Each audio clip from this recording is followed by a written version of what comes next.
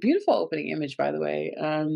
Just that really got my attention immediately, seeing them jump into that body of water like that. But it's this discussion of discovery through these films. There's a lot of talk about Swedish and cinema, but it also ventures into a lot of various European cinemas, and it's really about the history, queer history, being told through these films. You have all these various point of views speaking their truth about how these films either gave them a chance to feel represented or opened their mindset to a different world, and it's intercut with clips of these various films. I really think the strength of this piece is the editing because it is a historical overview of queer films through European cinema. So the choices for how these films would be pieced together in line with whatever VO was going, or, and in some cases, it's the films themselves are speaking to us and not even just the VO. But I think the way that was pieced together, edited together, was really creating the structure and the flow of this doc. And that's where the strength of this documentary lives. Introspective history of Swedish cinema in relation to LGBTQ plus representation. I would say like lots of like national cinemas, they would exclude like the representation of the underrepresented or the underserved like people. And I mean like all like queer and gay like uh humanity like are not in those like group, and as well as like Sweden, like the movies itself, like try to avoid the representation of like gay romance or like gay interaction or even like gay appearances. So this documentary just kind of like bring us into like the deep history of how like they fight to gain like the representation, to gain the appearances, to gain the images of being themselves like from 100 years ago up until now. And it's just not like the documentary just throwing in like footages and just try to make the story of it, but bringing in like the interviewers, the oral histories, and I mean like well detailed narrations to kind of like back like their hypothesis, no, their like thesis statement to back like their like observations like on the film history in Sweden. So it's well put together. It's really enriched like in terms of the knowledge. First of all, the cinematography on this was really beautiful, and I loved the way the filmmakers went and used so much past footage, um, past news clippings, past films, and how they brought all of that into the film. The interviews, great. They were absolutely wonderful. Um, the subject matter of this was fascinating. And I think as an audience member, I learned a lot. Like, I didn't realize how progressive Sweden was in the 1920s to have these films that were out there and available. And I think that that's great.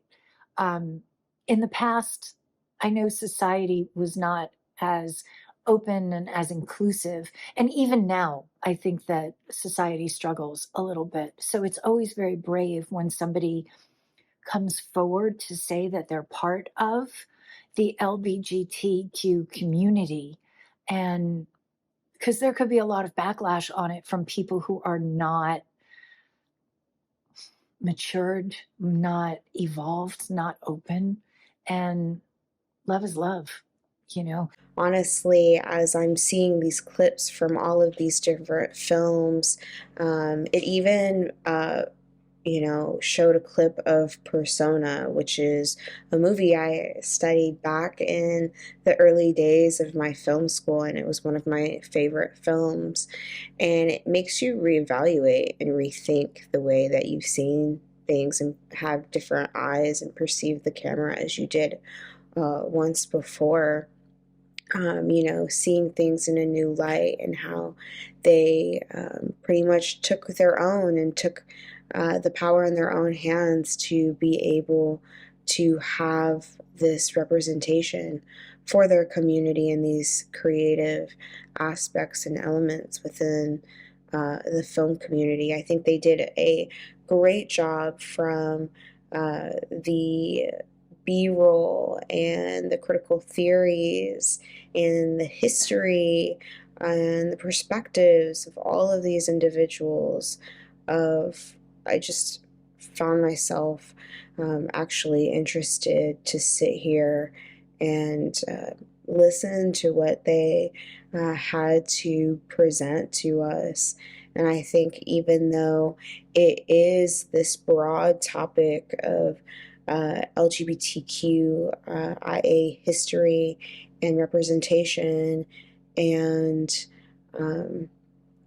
camaraderie, that we also get to celebrate and understand a little bit more of filmmaking in this particular part of the world. I love film history. So this was right up my alley off the vibe of like the story, like of like film for me, it was like watching film go through all the different, the whole from Greta Garbo and all of that stuff. I remember learning about Greta Garbo, blah blah blah, all the way through till modern times. The film history buff in me was locked in, yo. Also, the other thing is like I never knew that much about queer cinema in general, but then also Swedish queer cinema. So this was a new angle on the film history story that I really